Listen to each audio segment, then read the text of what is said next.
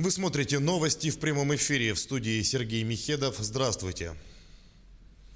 Ленский мост вошел в нацпрограмму развития Дальнего Востока. Накануне премьер-министр Михаил Мишустин утвердил документ. Пункт строительства автомобильного моста через Лену в районе города Якутска вошел в программу как одна из мер ускорения социально-экономического развития региона.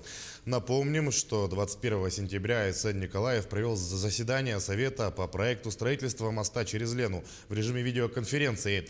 Тогда он озвучил, что проект выходит на стадию практической реализации. Было дано поручение Министерству земельных и имущественных отношений, а также муниципальным образованиям оперативно провести работу по подготовке земельных участков.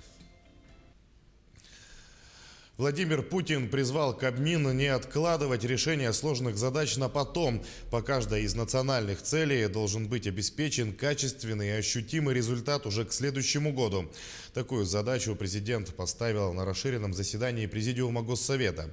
Несмотря на сложности из-за пандемии коронавируса, надо смотреть вперед и добиваться результативности по каждому направлению работы, подчеркнул Путин. И не просто, чтобы достигались формальные показатели, чтобы жизнь становилась лучше, добавил он. Президент напомнил, что правительству при участии Госсовета было поручено скорректировать нацпроекты, уточнить их показатели с учетом сложностей, а также выстроить систему контроля над их реализацией.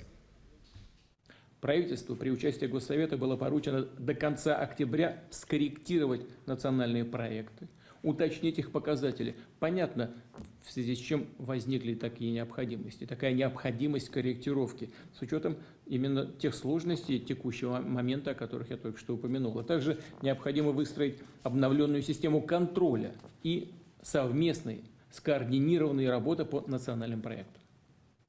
Чтобы не терять время, я уже тоже упоминал об этом. Уже сейчас, с самого начала будущего года, необходимо вести активную работу. Регионы должны знать, какие конкретно задачи стоят перед ними, как будет вестись мониторинг достижения этих задач, какие мероприятия и в каком объеме будут профинансированы. А в рамках реализации нацпроекта образования Якутия участвует во всероссийском марафоне открытий центров «Точка роста». Так, сегодня это мероприятие проведет министр просвещения России Сергей Кравцов. В телемосте примут участие губернаторы, педагоги и ученики 8 регионов страны, представляющих разные федеральные округа. Нашей республике доверили представлять Дальний Восток. По нацпроекту образования в сентябре этого года по всей стране открылись почти 3000 центров образования цифрового и гуманитарного профилей. Из них 42 в Якутии. В центрах школьники на самом современном оборудовании изучают предметы технология, информатика, основы безопасности жизнедеятельности, а также занимаются в различных кружках. Миноборнауки России значительно изменила порядок приема в вузы. С 2021 года абитуриенты будут поступать в университеты по новым правилам. Они дают абитуриентам возможность выбора. Так, вузам разрешено устраивать единый конкурс на так называемые укрупненные группы специальностей. Можно установить ЕГЭ по выбору на конкретное направление, а абитуриент решит, результаты какого экзамена представить. Отсутствует разделение олимпиад на разные уровни. Вузы будут самостоятельно принимать решения о том, какие соревнования смогут принести абитуриентам бонусы при поступлении. Пункт о едином конкурсе на общие направления без разделения на специализации – это шаг к более продуманному выбору профессии для абитуриентов и студентов, считают специалисты. 2 октября в Якутске в рамках нацпроекта образования откроется площадка Центра опережающей профессиональной подготовки. Он призван готовить специалистов под запросы предприятий по коротким образовательным программам. Центр уже готов предложить около 1000 таких курсов. Обучение будут проводить как дистанционно, так и офлайн преподаватели учебных заведений региона. В будущем планируют привлекать преподавателей из других регионов страны. Центр организован под эгидой WorldSkills и ориентирован практически на все возрастные группы населения. Ознакомиться с перечнем программ можно уже сейчас на сайте Центра опережающей профессиональной подготовки Якутии. Короткие программы адресованы абсолютно для всех. Это могут быть и выпускники профессиональных образовательных организаций, могут быть выпускники общеобразовательных школ. Кроме того, это могут быть незанятые граждане, безработные, также лица предпенсионного и взрослого до возраста 50 плюс. То есть это будет направлено для всех. Здесь следует отметить, можно напомнить, вот по программам WorldSkills Россия планируется сейчас обучение лиц, пострадавших от ковид, распространения опасного вируса. Туда может любой зарегистрироваться через портал, выбрать для себя интересующую компетенцию и обучиться. Центробанк продлил сроки перевода пенсионеров на карты МИР. Пенсионеры смогут получать выплаты на карты Visa и MasterCard до конца года. Большинство пенсионеров переведены на карты МИР и уже ими пользуются, сказала директор Департамента национальной платежной системы Банка России Алла Бакина. Тем не менее, часть пенсионеров по каким-то причинам эти карты не получила, поэтому принято решение продлить срок перевода выплаты пенсии на карту МИР до конца года, то есть до 31 декабря, отметила сотрудник Банка России. С сегодняшнего дня официально закрывается пожароопасный сезон в республике. Об этом говорят в Минэкологии региона. Огнеборцы, в частности парашютисты авиалесохраны, сдают инвентарь и готовят парашюты к складированию. Авиалесохрана насчитывает более 10 отделений в Якутии. Сотрудникам организации в этом году пришлось непросто. Они побывали во многих районах, где бушевали лесные пожары. Им помогали местные жители и добровольцы. После завершения пожароопасного сезона огнеборцы в скором времени уйдут в отпуск до февраля следующего года, а тренировки возобновят только в мае. В Якутии из-за продолжительной засухи появились проблемы со сбором урожая. Например, в регионе планировали собрать 10 тысяч тонн зерна, но в итоге аграрии соберут на тонну меньше. На сегодняшний день эта работа выполнена на 74%, а из 76 тысяч тонн картофеля соберут предположительно 70 тысяч тонн. Работа выполнена на 75% от плана. Об этом сообщили в Минсельхозе Якутии. Хозяйство встретили проблемы по зерновым и по картофелю. И в связи с этим прогнозирование мы снизили до 90%. По овощам мы в этом году планируем собрать весь запланированный объем. На данный момент собрано 60% овощей.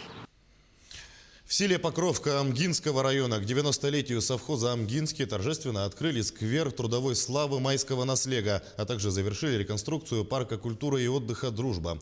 Благоустройство парковой зоны и строительство сквера выполняла компания «Накаст». Так, в парке оборудована новая сцена, трибуна, ураса, харчевня и другие объекты. Установлены ограждения по периметру парка, а ворота оформлены в якутском стиле.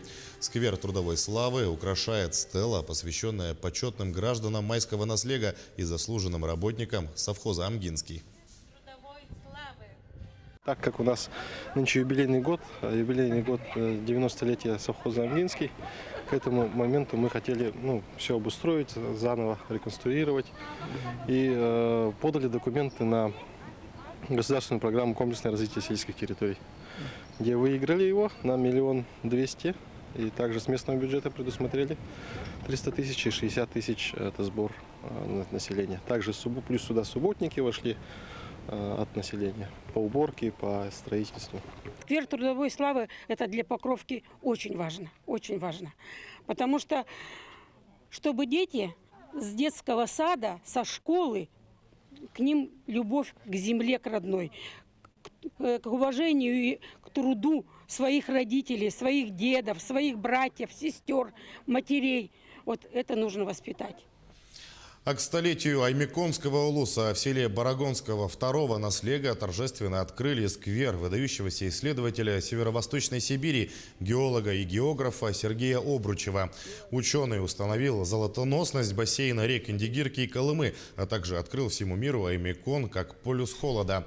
Стелла «Полюс холода», построенная в 70-х годах прошлого столетия, где в металле увековечены обручевские 71,2 градуса по Цельсию, прославилась на весь мир и является визитной карточкой Аймекония. Накануне в память об известном исследователе открыли сквер и возложили цветы к его бюсту.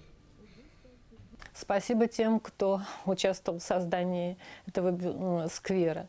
Тамтор это особо занимает и его жители, Тамтор и его жители занимает особое место в моем сердце, потому что мне было здесь так тепло и хорошо, и здесь так помнят моего отца и тот месяц, что он жил в Тамторе.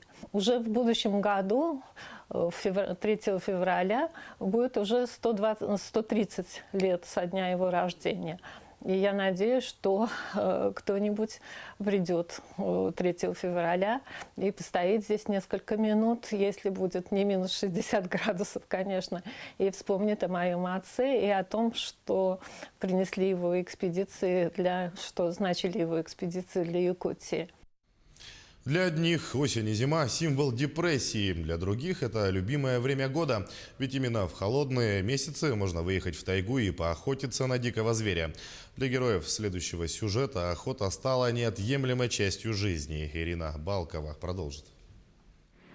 Тяжелая техника проходит тщательную подготовку. Проводится ревизия огнестрельного оружия, главного атрибута охотника. Остаются небольшие формальности. И Олег Моисеев со своим другом в предвкушении встречи с диким зверем. Для них охота уже нечто большее, чем хобби. Она стала неотъемлемой частью их жизни. Какое-то свое, наверное, времяпровождение, своего свободного времени. Вот, то есть не просто как-то бесцельно, вот, а то есть какое-то удовольствие там получить от охоты, то есть поохотиться. То есть не всегда, грубо говоря, можно добыть, но сам процесс. Вот, я думаю, что все только мужчины, вообще, и, в принципе, и женский пол тоже сейчас уже частенько на охоту, на рыбалку ездит. Вот, каждый человек получает от этого удовольствие свое. Охота – это хобби не из дешевых, требующее постоянных финансовых вложений. Но и это не пугает. Помимо дорогих карабинов, они запаслись на этот случай спутниковыми телефонами. В случае, если техника подведет и встанет в тайге, где абсолютно отсутствуют все средства связи, можно будет вызвать помощь. Свою первую встречу с диким зверем Сергей Соловьев помнит отчетливо. И сейчас вспоминает ее уже с улыбкой. Когда я впервые увидел, когда выбежал олень, уже у меня тогда у меня было еще гладкоствольное оружие. И я помню, что вот они бегут, и я выстрелил. Естественно, я не попал, волнение очень большое, сразу говорю, это первый. Меня аж потом вот так вот всего колотило. Я бегу за ними и продолжаю стрелять, думаю, что все-таки попаду. Конечно, естественно, я никуда не попал, олени от меня убежали. А о фирменном шашлыке из печени дикого северного оленя от Олега Моисеева уже чуть ли не ходят легенды. Уставшие, но отдохнувшие и довольные. Каждый раз они возвращаются с охоты с массой впечатлений, как после перезагрузки. И уже спустя пару месяцев душа вновь рвется в тайгу. Ирина Балкова, Денис Сиротин, телеканал «Алмазный край».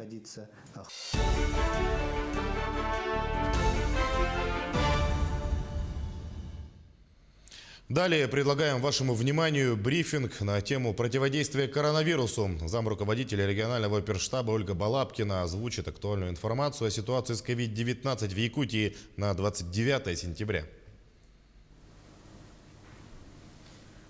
Ольга Ивановна, добрый день. Расскажите, пожалуйста, какова сегодня ситуация с коронавирусом в регионе?